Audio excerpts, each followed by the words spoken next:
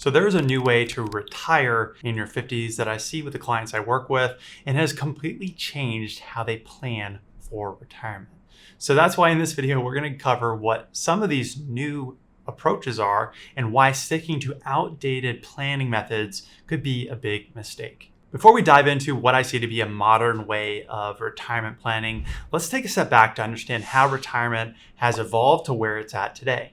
For most of human history, work was more of a matter of survival. People worked as long as they could, and when they no longer could, then often they had to rely on family to essentially carry them out throughout their final years. There really was no safety net.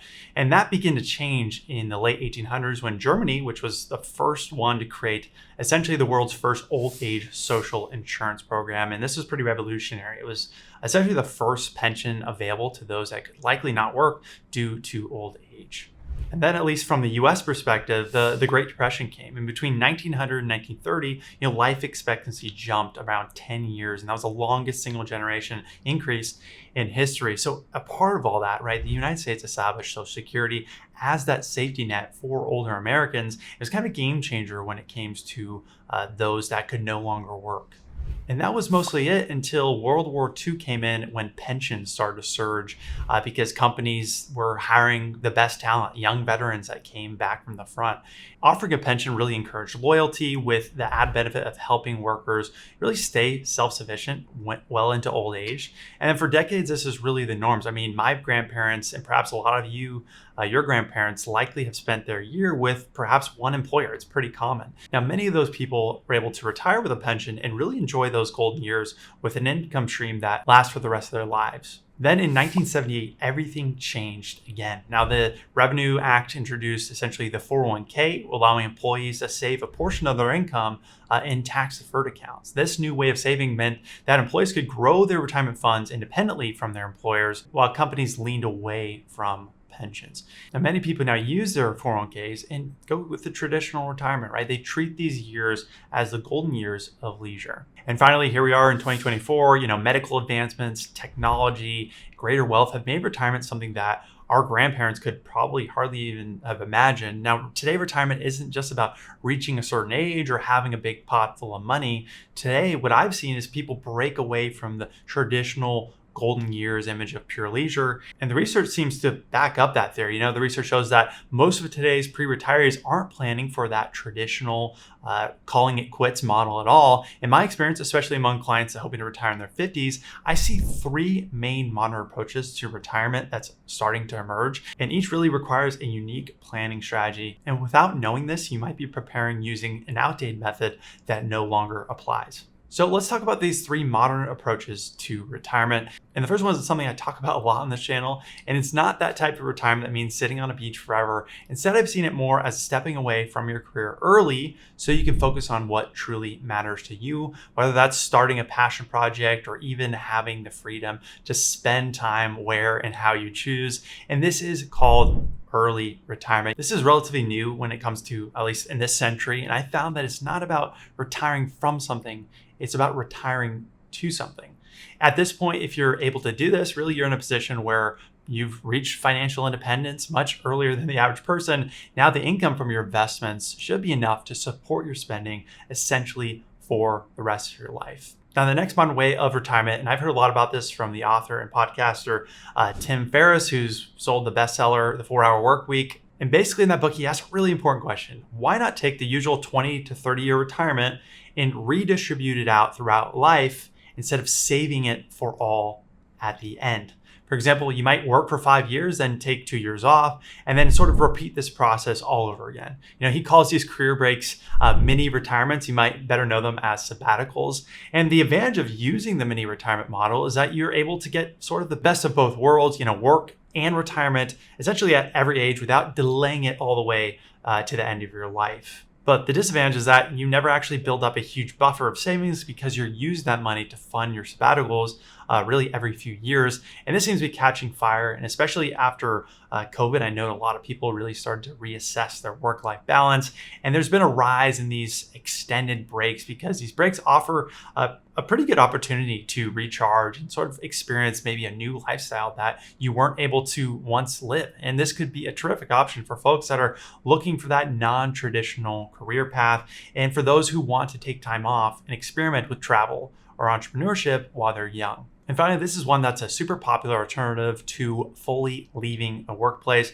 This could be a terrific option for a lot of people. And this one is called semi-retirement. You've probably all heard of it. And for some, that means continue with their previous career, but in some sort of reduced capacity. But others, it can mean changing jobs completely to something that maybe it doesn't pay as much, but offers a better sense of fulfillment or purpose. And Fidelity did a research study and found that of my generation, at least, about 58% don't feel like they want to go that traditional retirement route. Now, this type of retirement, you don't need an extremely high savings rate because that extra income provides an added layer of security. That extra employment income adds that extra layer. And we'll talk about how to plan for this in another second. But the key strategy for this one is that your financial needs are probably not going to be as great in terms of savings. Because of that, you can shift to a job that just sort of supports your spending and you're not fully reliant on a portfolio in your 50s. Okay, so now that you understand some of the new ways I see people thinking about this, and whether you're aiming to completely retire in your 50s,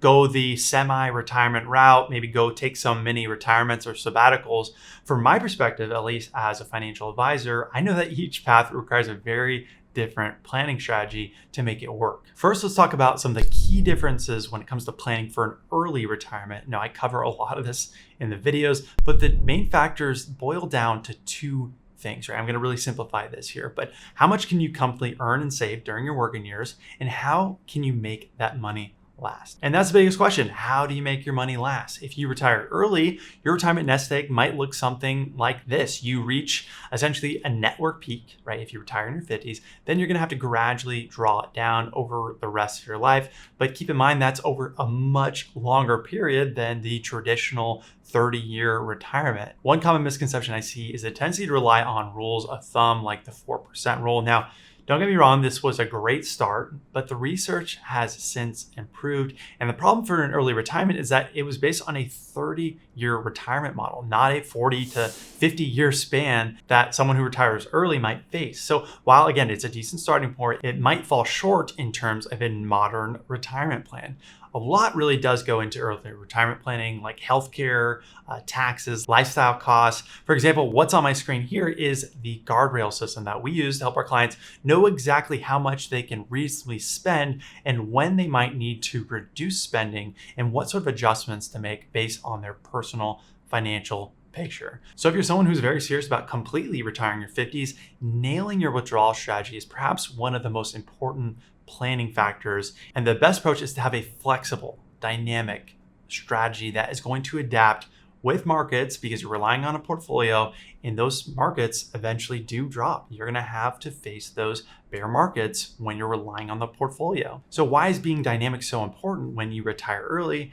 It's because spending at a steady rate while your portfolio value is declining and you're just following a 4% rule can cause lasting damage on your nest egg. Okay, so the second approach is the mini retirement strategy, where instead of saving everything for the end of your retirement for decades in the end, you spread it out over several shorter retirement periods throughout your working years. And if you look at this chart, you'll see what it looks like essentially in terms of taking these temporary retirements. These retirement phases are shorter, often just 1 to 3 years. So your net worth sort of looks like a staircase, kind of going up, going down, going up, going down.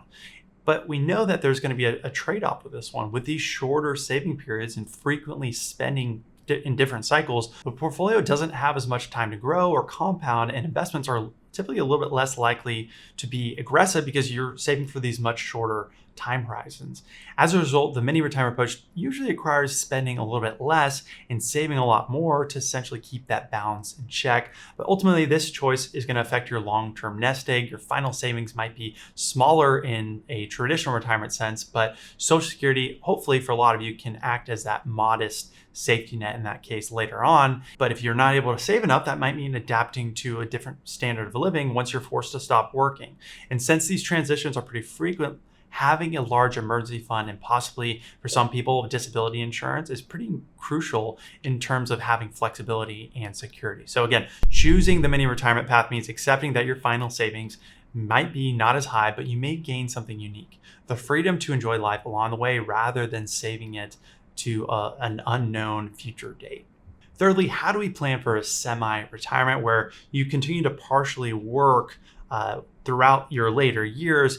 Because this will drastically reduce the required savings in order to, retire, right? And let me show you why that is the case. And say hypothetically, someone has $1 million and they can generate 4%, which is $40,000 per year, just for simplicity, which means someone who's willing to continue to work, at least do a little bit of work in retirement, could substantially reduce their required savings. For example, every $10,000 per year of working income in semi-retirement is going to reduce any sort of savings need by $250,000. And just by earning $20,000 per year to supplement that $48,000 per year need, the required savings is cut in half. You only need $500,000. So these two tweaks make a huge difference in your ability to essentially retire in your 50s. And it is a modern concept, right? You're not saving as much into a portfolio, and maybe you just need your portfolio as a tool to supplement your income. So for those of you that will be able to engage in that semi-retirement, partially working, the results suggest that you may not necessarily be stressing out by your ability to save for retirement because you won't necessarily need as much of that retirement savings to make things happen. And the bottom line is to recognize that among the new ways to think about retirement, they all have different planning approaches. So those of you watching, maybe you're thinking about an early retirement. Some of you might be thinking about semi-retirement, maybe doing some partial work. And some of you, maybe you just need to take a sabbatical. Go have a vacation. But after talking with my clients that look at these different planning opportunities, I've seen that you might be unnecessarily stressing about your ability to save for retirement, even though some of you won't actually need nearly as much in retirement savings if you take this different approach. So I showed you a little bit of a preview of our withdrawal planning strategies, and they can make a big difference for those of you that fully do plan to retire early. You can watch that video where I compared all the different types of approaches to withdrawal planning by clicking right here. Once again, this is Matt Calcagno, Certified Financial Planner. If you'd like to talk to me or someone on my team about your plan to retire early, you can click the link in the description and we'd love to talk with you.